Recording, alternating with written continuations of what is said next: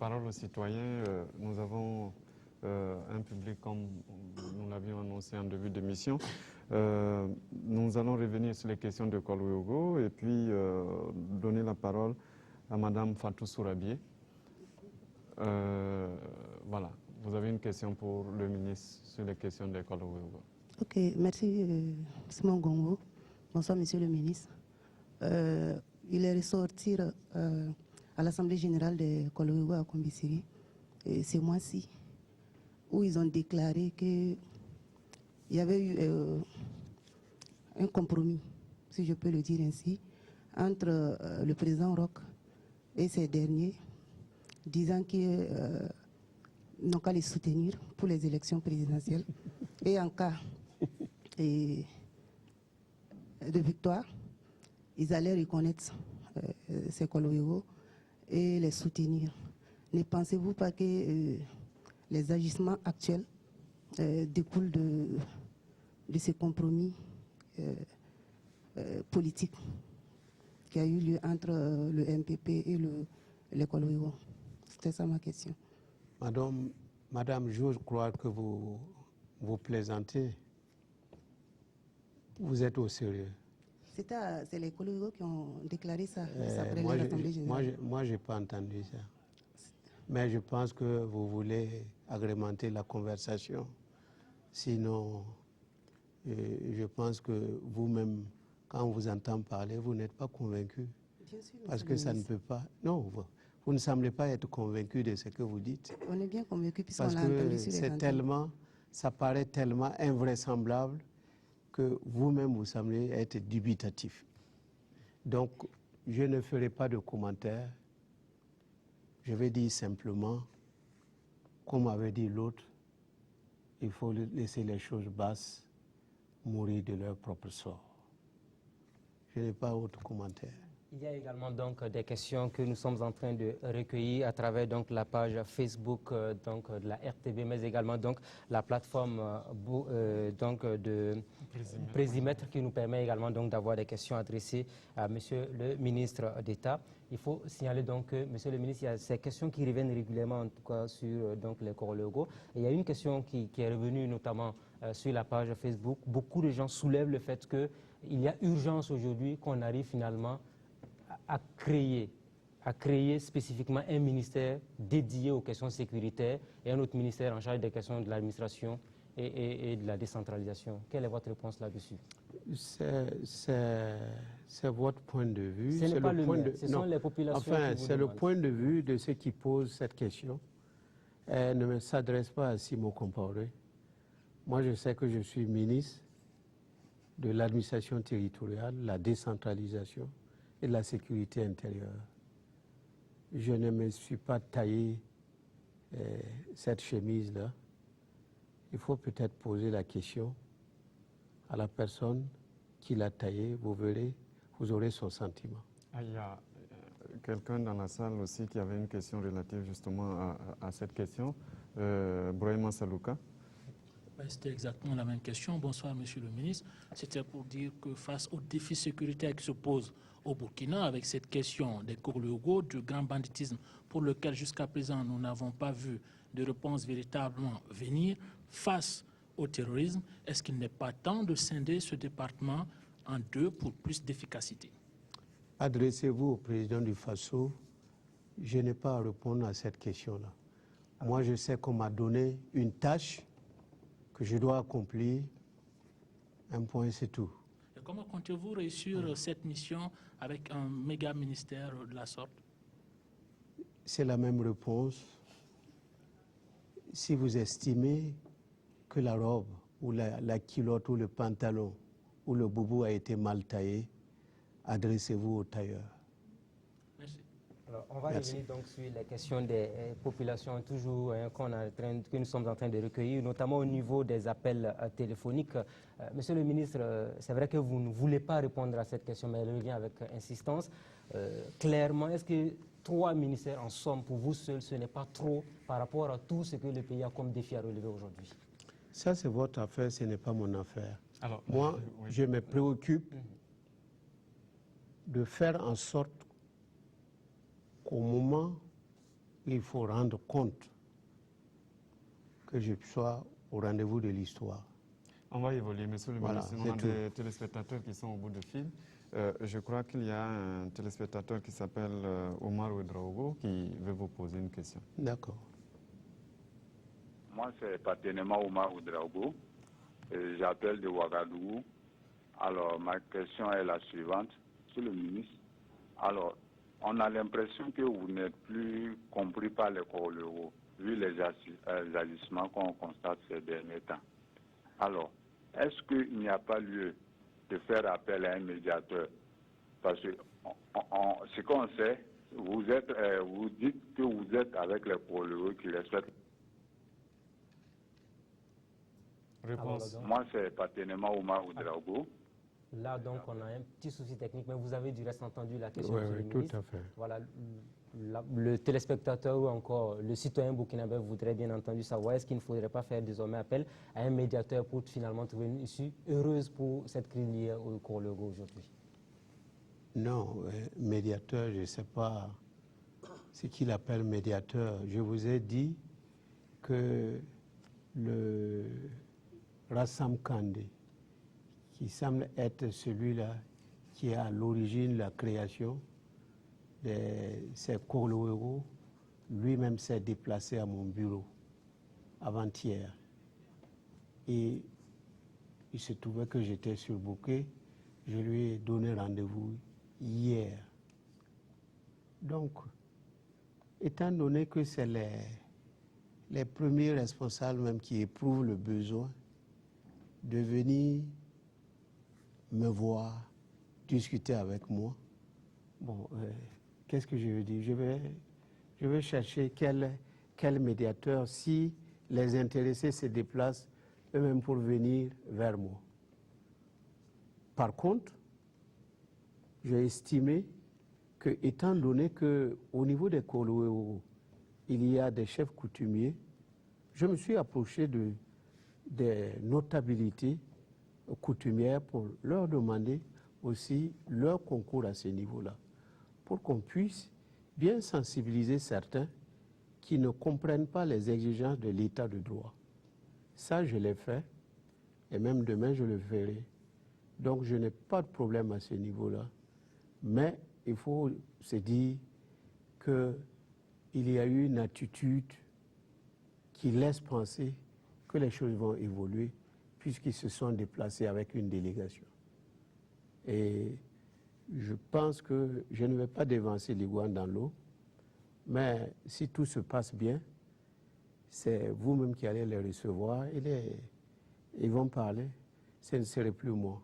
En tout cas, ça veut dire vous fondez un espoir certain à ce milieu absolument, qui a été, absolument. fait par les Parce que, justement, ce qu'on ne dit pas souvent, c'est qu'il y a, et les forces de défense et de sécurité l'ont même relevé hier, il y a des Congolais à l'heure actuelle qui travaillent en bonne intelligence avec la gendarmerie, avec la police. Et ça se passe bien.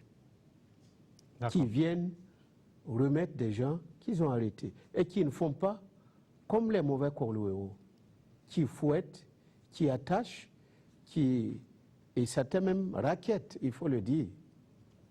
Et c'est ce genre de Congolais-là qu'il il faut lutter contre ce genre de Congolais. Et je pense que sur cette question-là, si toutes les missions devraient prendre le maximum de temps sur les Congolais, alors que pour moi c'est suffisamment clair, on risque de rater.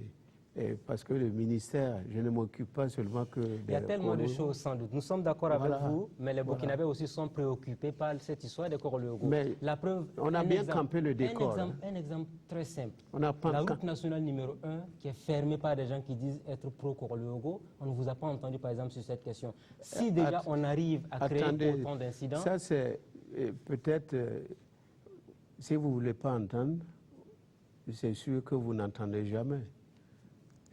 Moi, je sais que je n'ai pas besoin de faire le one-man show. Mais vous avez vu, si la route qui a été barrée, elle a été libérée illico presto. Oui, des Alors, forces, ce n'est pas tombé du ciel. Voilà, c'est quelqu'un qui a ordonné qu'on libère la voie. Et c'est vous qui l'avez fait. Et ça veut dire qu'il y a un État et qu'on ne peut pas, il ne peut pas y avoir un État dans un État. Alors, je vais laisser comme ça. Hein. Oui. Bon, de Si le toute Burkinabé façon, pose des questions dessus, nous sommes obligés de vous transmettre la question. de toute façon, je vais dire simplement, let's talk, more action. Peu de discours, plus d'action. C'est ce que les gens attendent et ils seront servis. Alors, parlons sécurité, et notamment cette question de terrorisme et autres volets de la sécurité maintenant. Nous allons donner la parole à Sarah Koulibaly, qui a... Sharaf Koulibaly, pardon, qui a une question justement sur les questions sécuritaires. Ok. Bonsoir, monsieur le ministre. Bonsoir.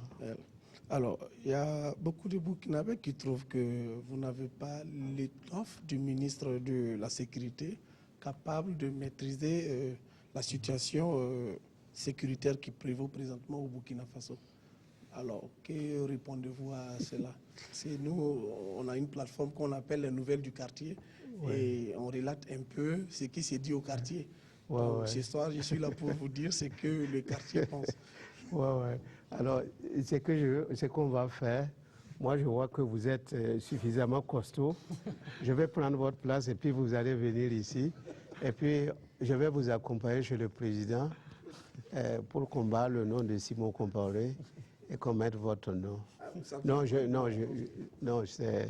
c'est pour plaisanter. Non, vous savez, moi, je n'ai certainement pas l'expérience de ministre, mais j'ai de l'expérience dans la vie pratique.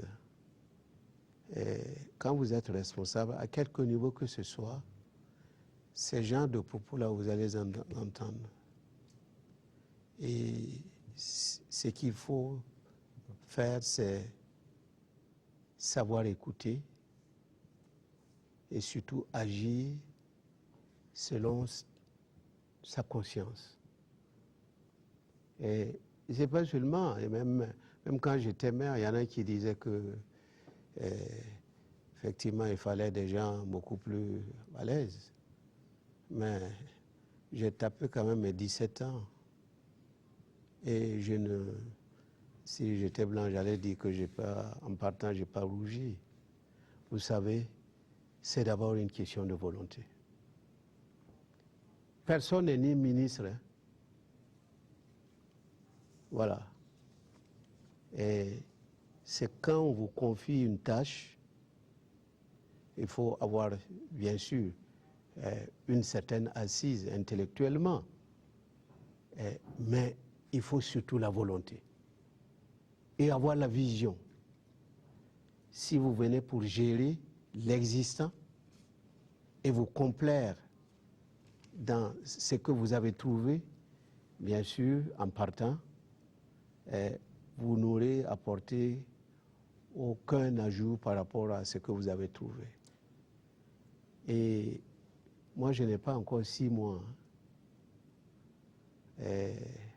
Attendons, on aura l'occasion de se rencontrer. Mais ce qui est sûr, quand celui-là qui m'a chargé de la mission-là va se rendre compte que je suis inapte à la mission, soyez sûr, parce qu'il veut des résultats, il prendra les dispositions qui s'imposent. Alors, toujours avec le public sur le plateau, à présent donc sur les questions de terrorisme, monsieur le ministre, nous allons écouter Alexandrine Oloyon, qui est journaliste donc au niveau de la radio Omega. Bonsoir, monsieur le ministre. Bonsoir. Vous aviez annoncé ce matin, lors du point de presse du gouvernement, l'arrestation de 2 Burkinabés qui projetaient de créer un groupe terroriste ici au Burkina Faso. Ma question, est-ce qu'à l'heure actuelle, on est sûr qu'il n'y a pas de cellules terroristes dormantes au Burkina? La question est simple. C'est comme si vous me dites, est-ce que je suis sûr que le Burkina ne fera pas l'objet d'attaques? C'est des questions qu'on ne peut pas répondre, auxquelles on ne peut pas apporter une réponse. Quoique, ce que nous faisons, c'est aiguiser la vigilance parce que vous avez vu ce qui s'est passé aujourd'hui en Afghanistan. Il y a des Américains là-bas, il y a des forces étrangères là-bas, il y a des bunkers là-bas, il y a tous les moyens sophistiqués là-bas. Et vous avez vu ce qui s'est passé. C'est plus d'une trentaine de policiers qu'on a tués, des policiers qui venaient d'achever une formation. Et il y a quelques semaines, vous avez vu ce qui s'est passé aux États-Unis, dans cette boîte de nuit. Et avant-hier, vous avez vu ce qui s'est passé en Turquie. Bon, c'est vous dire que cette question-là, personne ne peut vous dire il y en a ou il n'y a pas. Ce qu'on fait et ce qu'on doit faire au jour d'aujourd'hui, c'est faire en sorte que chaque citoyen soit conscient que de par son comportement, il peut contribuer à ce qu'il y ait plus de sécurité, à ce qu'on débusque des cellules dormantes, s'il y en a,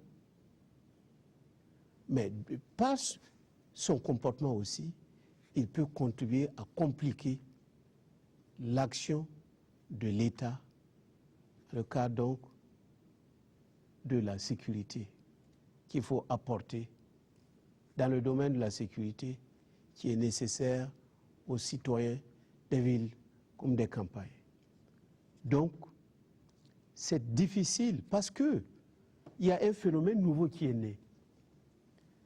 Ce n'est plus les gens qui viennent pour opérer eux-mêmes. Ils essaient de faire des recrutements à l'intérieur des pays. Et c'est pour ça, la plupart du temps, vous allez voir des gens aussi noirs que nous. Et pour ce qui nous concerne, des Sawadoro. Sawadoro, c'est d'ici. Ah, ce n'est pas de France, ce n'est pas des États-Unis. Les deux Burkinabés qu'on a arrêtés, il y a d'autres qui sont dans un pays, dans un autre pays. Donc, tous des Burkinabés. Donc, ça pose le problème de la vigilance. Justement, parlant de ces deux Burkinabés qui ont été arrêtés, c'est quand même étonnant que le gouvernement ait gardé silence sur ces arrestations depuis 2015. Mais madame, vous pouvez dire cela. La raison a sa raison, la raison ignore. Et quand on travaille dans ce domaine-là, la sécurité, on évite d'être un bavard, d'être un one-man show. Vous savez qu'il y a des enquêtes qui ont démarré depuis un certain temps. Et chaque fois, il y a des pistes qu'on suit. Si vous êtes bavard, vous détruisez vos pistes-là. Vous mettez fin même à vos investigations. C'est pour ça, pour certaines questions, lorsqu'on n'a pas atteint un niveau de maturation, on ne balance pas les informations au hasard. Sinon, vous détruisez même l'ensemble de l'architecture que vous tentez de mettre en route pour cerner le contour de certains éléments qui doivent vous permettre de remonter à l'assassin. Alors, une dernière question sur les aspects sécuritaires. Monsieur le ministre, voilà. Il y a la page Facebook qui affiche la question suivante. Vous pouvez lire avec nous en face. La préfecture de police qui devait donc apporter un plus à l'appareil sécuritaire a été supprimée sous la transition. Peut-on voir revenir cette préfecture de police, monsieur le ministre? Non, il ne faut pas faire beaucoup de confusion. Bon, on a fait ce que les Français font. À Paris, il y a une préfecture de police. Et l'action du maire à ce niveau, à Paris, contrairement à ce qu'il y a ici à Ouagadougou, le maire de Paris ne s'occupe pas des questions sécuritaires. Voilà. Il y a un préfet de police qui s'occupe de ces questions-là. Mais avant la création de la préfecture, bon, c'était le maire, et c'est pour ça que vous m'avez vu à plusieurs reprises lors des manifs, parce que j'étais en charge aussi de la sécurité de la ville. Alors, la création de cette préfecture de police, où les éléments n'étaient pas réunis. Vous voyez, même pour avoir le site et le siège, il a fallu pendant longtemps, cette préfecture de police-là errait, était sans domicile fixe. Et d'autres connexions qui n'avaient pas été suffisamment réglées ont fait que finalement, cette préfecture-là n'avait pas tous les attributs nécessaires pour jouer le rôle qu'on voulait lui donner. Donc, je crois que c'est tout cela, entre autres, qui ont contribué effectivement à mettre sous boisseau la préfecture de police. Mais moi, je dirais que là n'est pas la question. Au jour d'aujourd'hui, c'est les structures de lutte contre le terrorisme et le grand banditisme qui existent aujourd'hui au sein de la gendarmerie, au sein de la police et même maintenant au sein de l'armée. Ce sont ces structures-là qu'il nous faut doper.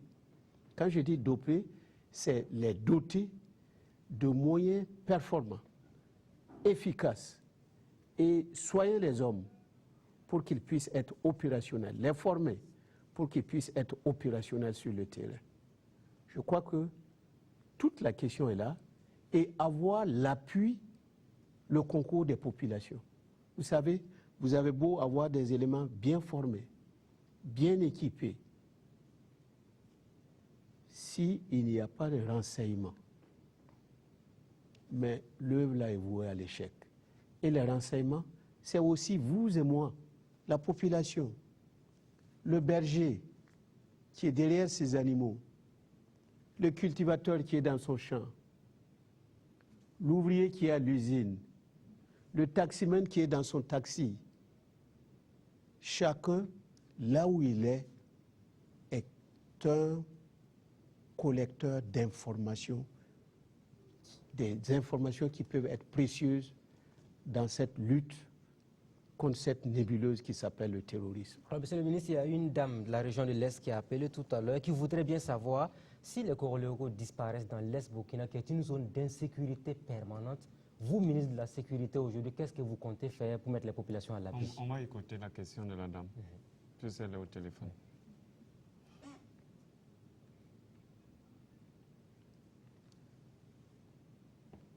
La question? Donc on va évoluer dans l'émission. Voilà pourquoi j'ai préféré répondre à la question pour vous. Donc on y va. Non, d'abord je voulais faire une précision. Vous ne m'avez jamais entendu dire qu'il faut supprimer les Coroléogos. Moi, je suis constant. Le gouvernement est constant. Dès les premières heures, nous avons dit qu'il faut les encadrer. Parce qu'on est dans un état de droit, on ne peut pas laisser fut-elle des initiatives citoyennes se développer et agir n'importe comment. C'est pourquoi j'ai parlé d'encadrement. Je n'ai jamais dit, vous ne m'avez jamais entendu dire qu'il faut supprimer les Coroléogos. J'ai dit qu'il faut les encadrer. Maintenant, ceux qui refusent de respecter les lois et les règlements de la République, mais s'autodissolvent. Ces structures-là s'autodissolvent elles-mêmes. Parce qu'elles vont poser des actes qui vont aller à l'encontre des lois et les règlements de la République. Et comme il y a une justice, la justice va se mettre à l'œuvre.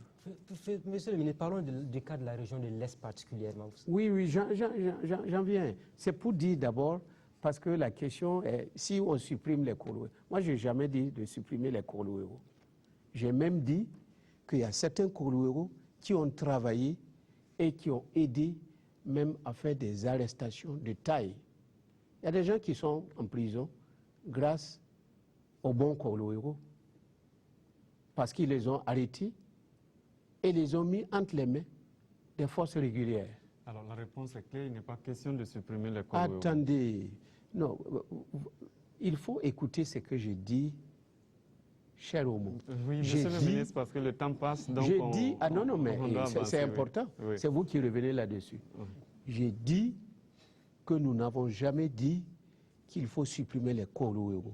On a dit qu'il faut les encadrer. Parce que ce n'est pas la seule initiative, là. Il y a les Dozo, il y a les Benkadi, il y a d'autres qui ont... Il y a d'autres initiatives qui ont d'autres noms. On est cristallisé sur les Kourouéro parce qu'il y a eu des écarts de comportement sur le terrain. C'est ça qui est répréhensible. Tout ça, c'est compris. Qu'est-ce que vous comptez faire pour la région de l'Est? Parce que c'est une dans la région, je réponds pour la région de l'Est. Oui. J'ai été installé le nouveau gouverneur de la région de l'Est. Et à l'occasion, il y a eu un entretien avec les corps constitués. Et ensuite, avec les forces de défense et de sécurité. Et nous avons élaboré un plan d'attaque et qui va se mettre en œuvre très bientôt.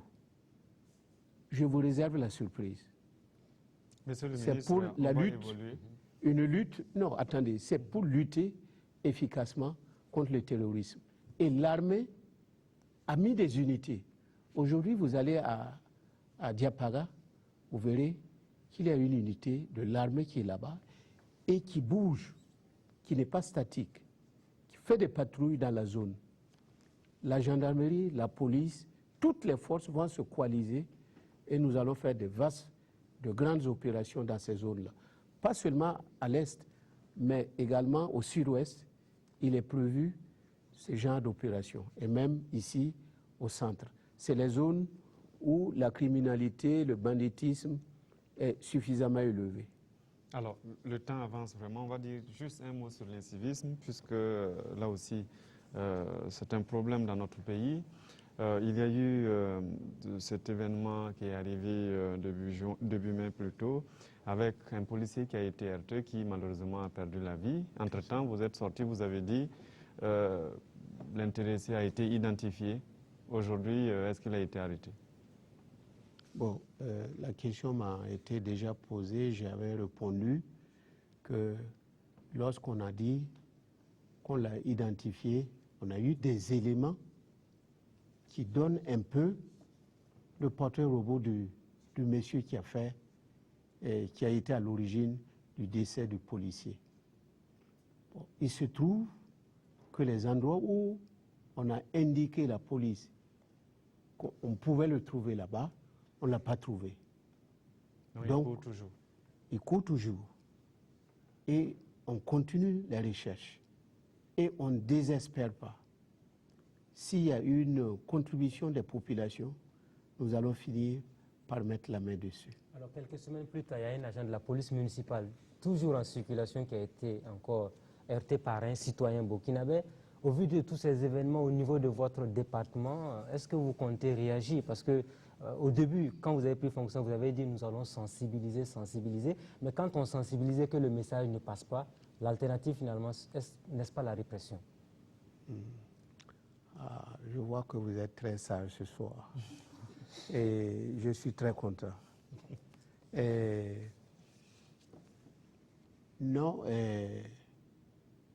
nous avons sensibilisé et on va continuer de le faire parce qu'il y a des catégories de citoyens qui ont besoin, comme on dit, la répétition pédagogique. Mais nous savons qu'il y a des gens qui savent le fonctionnement des feux tricolores et qui les brûlent parce qu'ils ont besoin de transgresser les lois et les règlements. Ils veulent la pagaille. Alors, pour ces genres de citoyens, nous avons déjà commencé à agir. Nous allons très bientôt rencontrer la presse pour faire le point des mesures que nous avons prises depuis le 31 mai dernier. Vous avez vu qu'il il ne se passe pas un jour où on n'arrête pas des gens, soit des cyclomotoristes, soit des automobilistes, et les véhicules sont garés, les motocyclistes sont ramassés, et allez faites un tour dans les commissariats, vous serez édifiés. Et avec le ministre de la Justice et le ministre des Transports, nous sommes dit qu'il y a un certain nombre de textes qu'il faut relire. Parce qu'il y a des gens qui prennent plaisir à venir payer la contravention parce qu'elle n'est pas élevée et font le dos rond à la police, à la gendarmerie. Ça, il va falloir que ceux-là qui vont brûler les feux, emprunter les sens interdits, que la sanction là soit dissuasive. Et là aussi, il y a un travail qui est en train de se faire.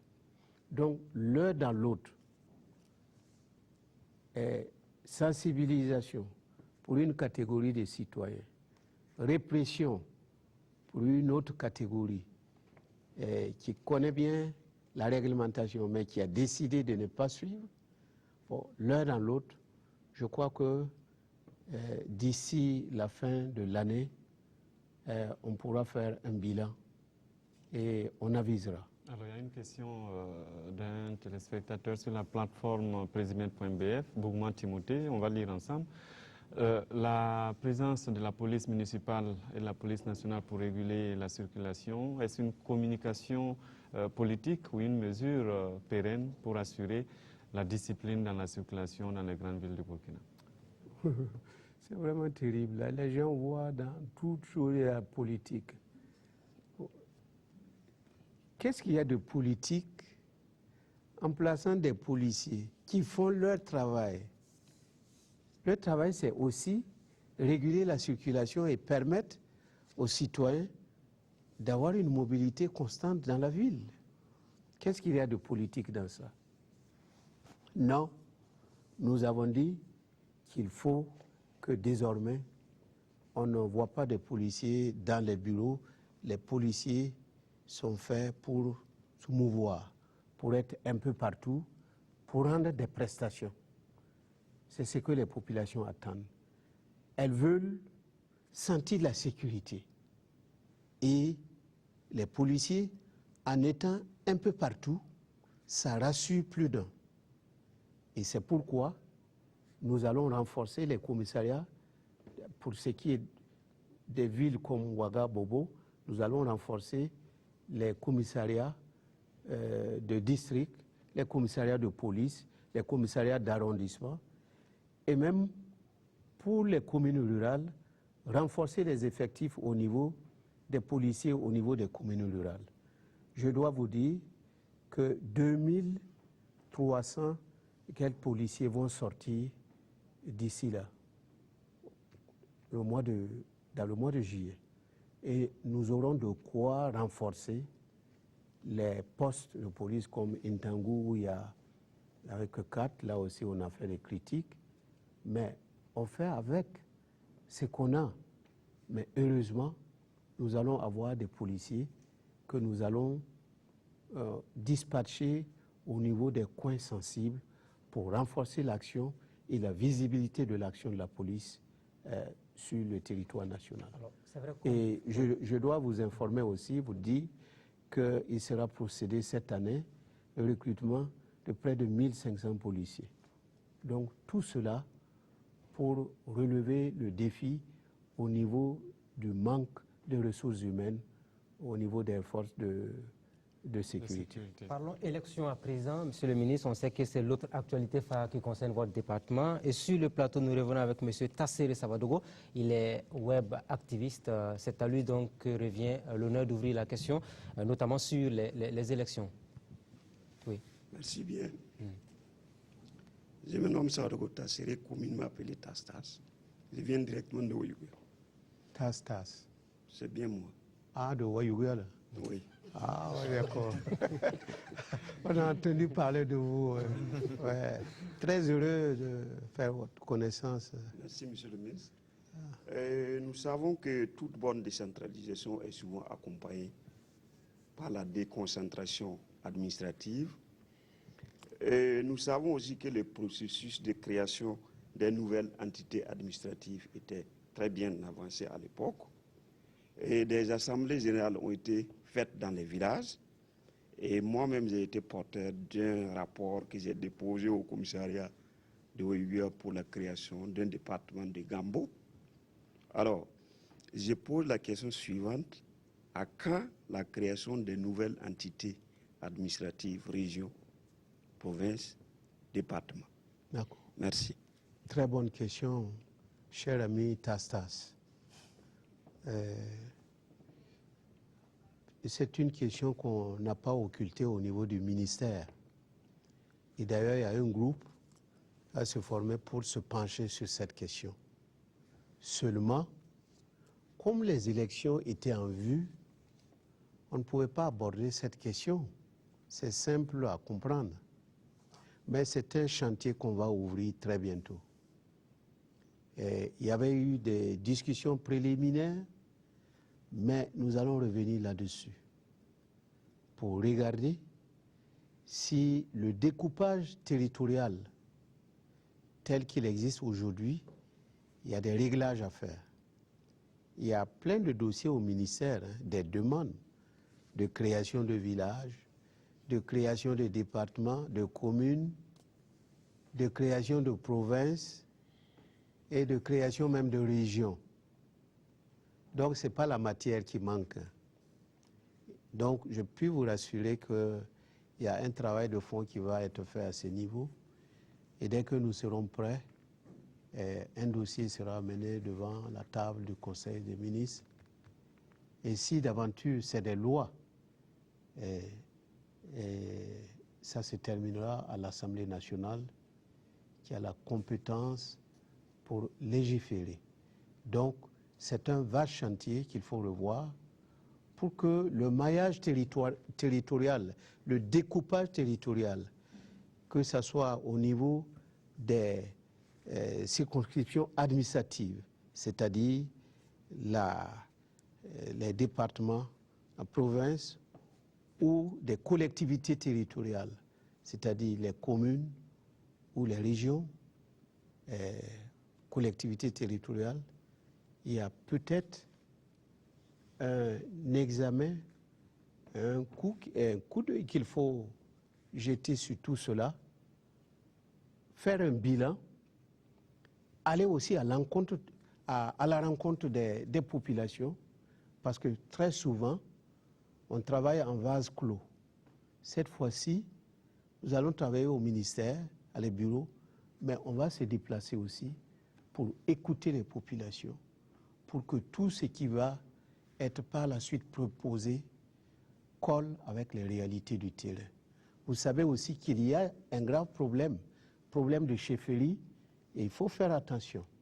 Dans les découpages, c'est autant de questions très sensibles qui méritent effectivement que l'on puisse avoir une démarche participative, une démarche prudente pour que, au finish, ce qui sera présenté présente moins de problèmes. Alors, Monsieur le ministre, on va parler élection, puisqu'on a parlé